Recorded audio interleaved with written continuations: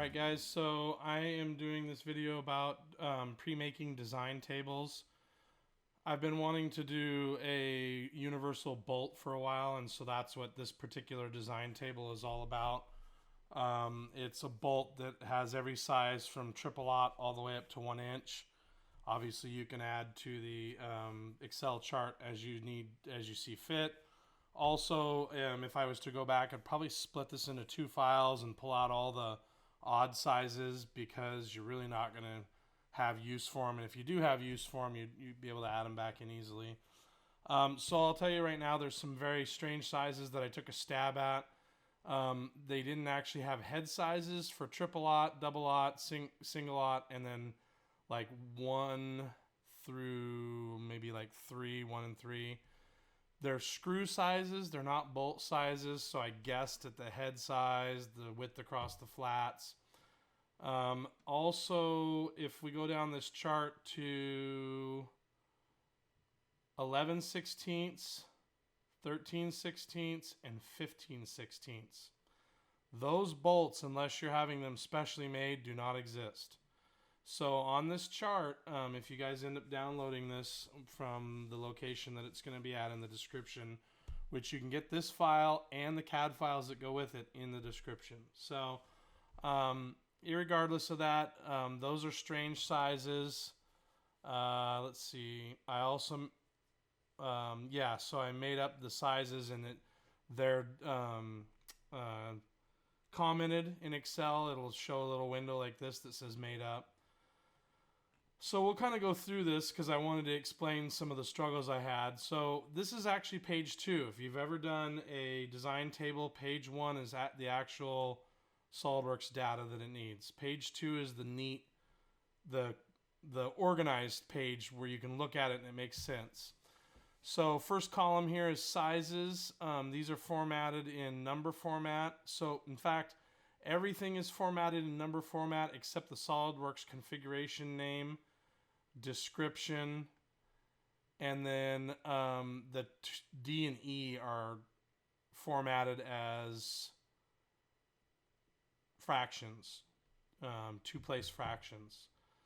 So like I said, first row is size, second row is threads per inch, third row is the major nominal diameter, and so you can see it matches the size, 1/4 inch, 0.250.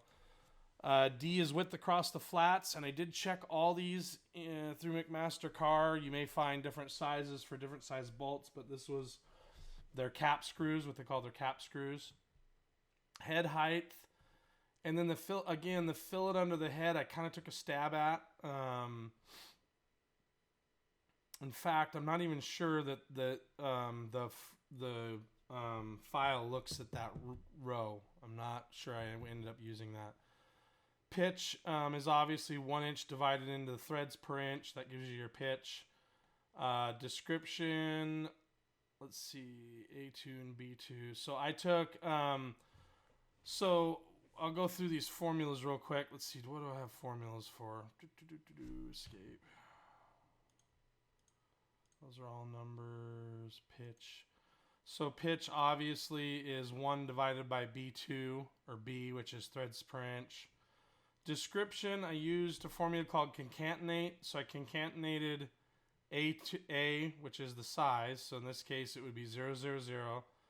And then comma, and then this is actually a piece of text, the dash is, and then B2, which is the threads per inch. So that's my descriptive formula. Down here, I had to change, it's a different formula for these fractions. So it converts A33, which is the size, to text. And this is the formula here. I could explain it. I don't know this formula really well, this text portion. I think that what it does is it converts it into this portion here, right here, the pound sign, and then the question marks formats it as a fraction.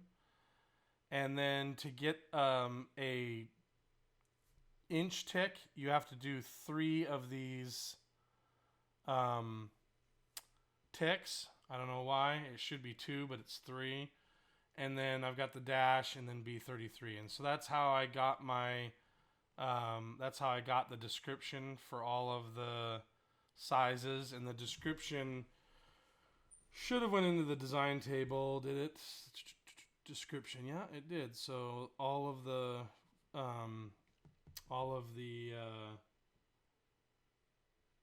configuration should have a description. So sorry, it's taking me a second to think of that. And then the configuration name, I just wanted to, in this case, I wanted to be able to tell the difference between, I forget what happened, why I had to put the in front of it, but it's a number triple aught. And what it does is, like down here, it concatenates these. I had to break the, one of the hard things was I had to take this fraction and break it out into 2 separate numbers. So I found this formula online. I didn't make this up myself. I couldn't figure it out. So I went online and looked it up. And if you download this Excel sheet, you'll have to read through this. I know that it takes the left number, and then I'm not sure what the hell it does right here. It is taking some sort, and I don't know, doing some sort of formatting. Again, I don't know how the find formula works in Excel. I'm sure I could look it all up and would understand it just fine, but I just want to get the damn thing done. So this got what I wanted done.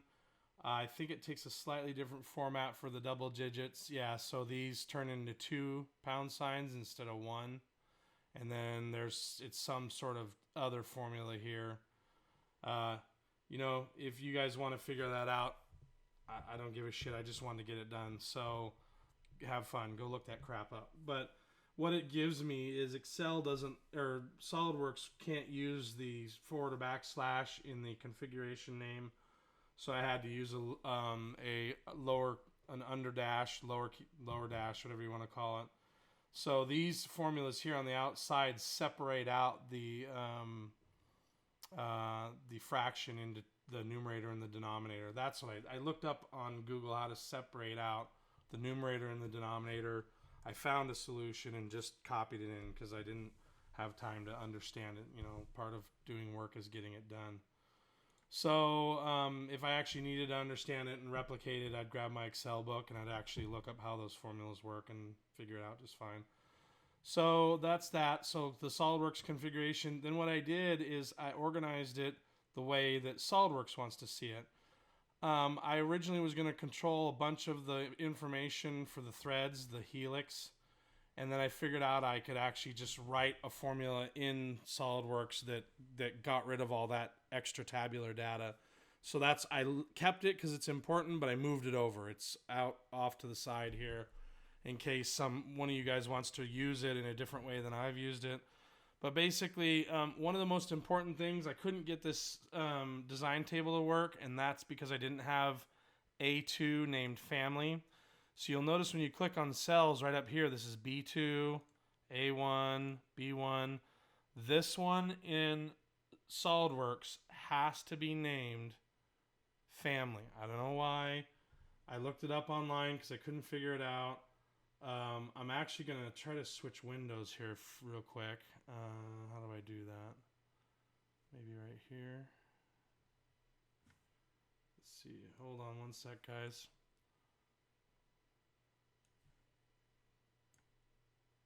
I don't know what the hell I just did. One sec. All right, so when I found the thing I was looking for online, it took me to this page, which is help.solidworks.com, 2012, English, blah, blah, blah. And it's under formatting a design table, and they actually show here that L2 is reserved as the family cell, and it shows you here on an older version, or where Excel is opened inside of SolidWorks.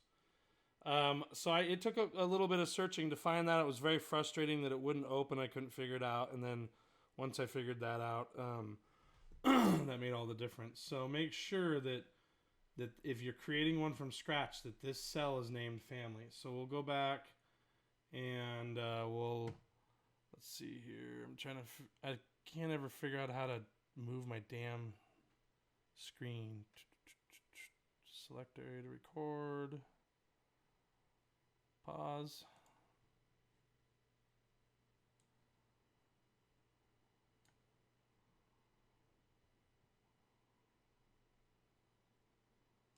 Did I even pause you guys? Pause. All right, so back to what I was saying. So this first column here is your configuration name. I got lots of them, 0, 0, all the way up to 1 inch in every possible thread pitch. Obviously, you can have some made in a custom size. And like I said before, if you work with just a certain size, maybe from like number 12s up through like 1/2 inch maybe, I'd cut everything out and just use that portion. It's going to make your file size smaller. Then there's description, and I'll zoom in so you guys can see the formatting. So description, and in this case, these are what I've named the dimensions in SolidWorks. Basic major diameter at sketch 1, width across flats at sketch 2, head height at boss extrude 2, and then head fillet at fillet 2, and that's the little tiny fillet that goes underneath the head. And then threads per inch. Now this is a global equation. That's another one I couldn't find very good information on. I wanted to set a global equation or global value from Excel into SolidWorks. I wanted to push a variable in. And so this is how you do it. This is the format. It's $value, which is the value, at TPI. That names the TPI is the name of the global variable, and then at equations. And so this sets the threads per inch inside my program, because there's formulas in SolidWorks that use that equation, and I want them to auto-calculate. Like I said, I left the helix information off to the side there. It's basically the first one here is the base of the first turn is 0. Starts at this is not the one for where it indexes. That would be D7, which I deleted. D7 at helix/spiral 1 tells the helix where to start. D6 basically tells it to start at the bottom at 0. D5 is the pitch. D4 is what? I can't remember. Is that the same all the way down? Boy, I don't remember what D4 is. D3 is... I think that's actually... might be pitch 2. Boy, I don't know. Let's see. Let's go to quarter 20. I know what that was. Pitch was there. 0.5. 3. 0.3.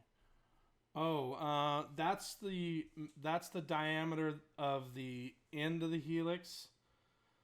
This is the number of turns. So D2 is number of final turns.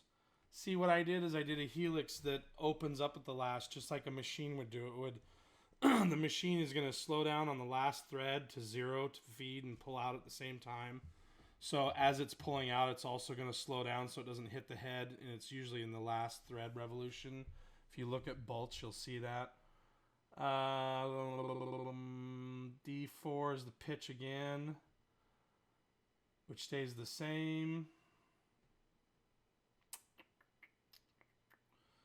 D3 is the original major diameter, outside diameter, and then D2 is where it starts to change pitch. It stays a constant pitch up to 118.5 revolutions, and then from 118.5 to 121 it actually ramps out, so it changes the pitch to 0.01. That's what that last the number at D4 is, the pitch value for that last revolution and a half. It's 0.01 pitch. So I know that was a lot of crap. If you guys fool around with this thing, it'll make sense. So I'm going to end this video here. This is how I created the design table for a ahead of time instead of doing it in SolidWorks. I created it up front. You're also going to need to make sure that you save SolidWorks with, I believe it actually has to be on one of the configurations, and you're going to want to save it with this page opened. If you save it with this page up, it will not recognize the file. Make sure this one's active and that you're on a configuration. I'm going to save that and close it out, and then my next video will detail the making of the bolt and some of the problems I had, and hopefully you guys will find some use in that as well. Talk to you guys later. Bye.